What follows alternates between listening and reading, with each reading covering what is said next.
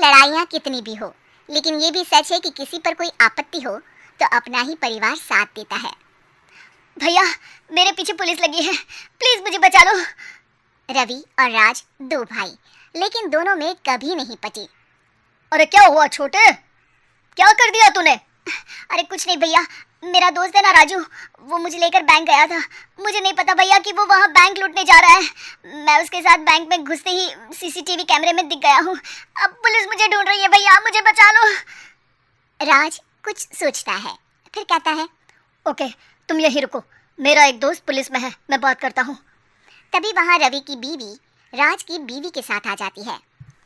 तुम लोगों के घर जब तक पुलिस का आना जाना है, बच्चों को यहीं छोड़ दो, उन पर असर ठीक नहीं पड़ेगा। तभी वहाँ पुलिस आ जाती है। चलो चलो, कौन है रवि, थाने चलो। मैंने कुछ नहीं किया, मुझे कुछ नहीं पता। अरे वो तो पुलिस स्टेशन चलकर ही पता चलेगा कि कुछ पता है कि नहीं, चलो। कहानी का फ्लैशबैक।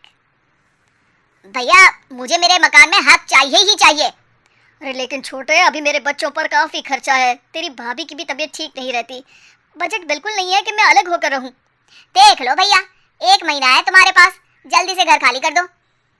अरे कैसी बात कर रहे हैं भैया, मेरे शरीर में अभी इतनी हिम्मत भी नहीं कि घर को खाली करे। तो क्यों अपना पोषण बेचा भाभी?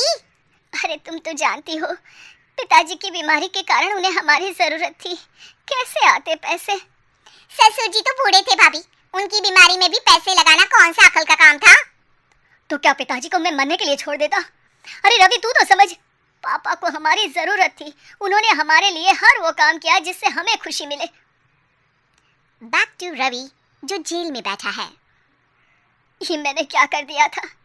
मैं ना पिता का हुआ ना ही भैया का, मेरे साथ जो हो रहा है ठीक ही हो रहा है।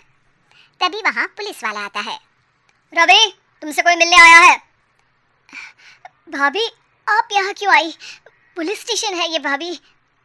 भैया आपकी जगह मेरा भाई होता तो क्या मैं नहीं आती। अच्छा ये खाना ले लीजिए, खा लीजिएगा।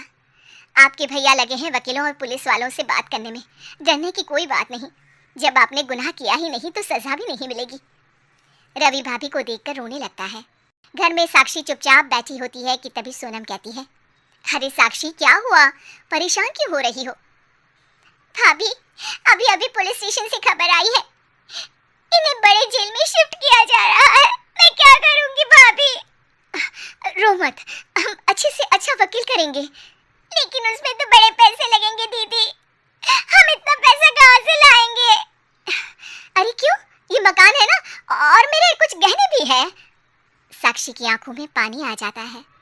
पर दीदी ये तो आप और भैया की मेहनत की कमाई है।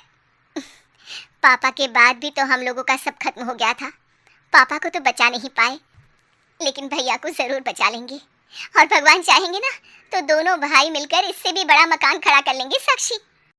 थोड़ी देर में राज वहां आता है। सोनम सही कह रही है साक्षी, पैसों की कमी के कारण किसी भी बेगुनाह को सजा नहीं मिलती।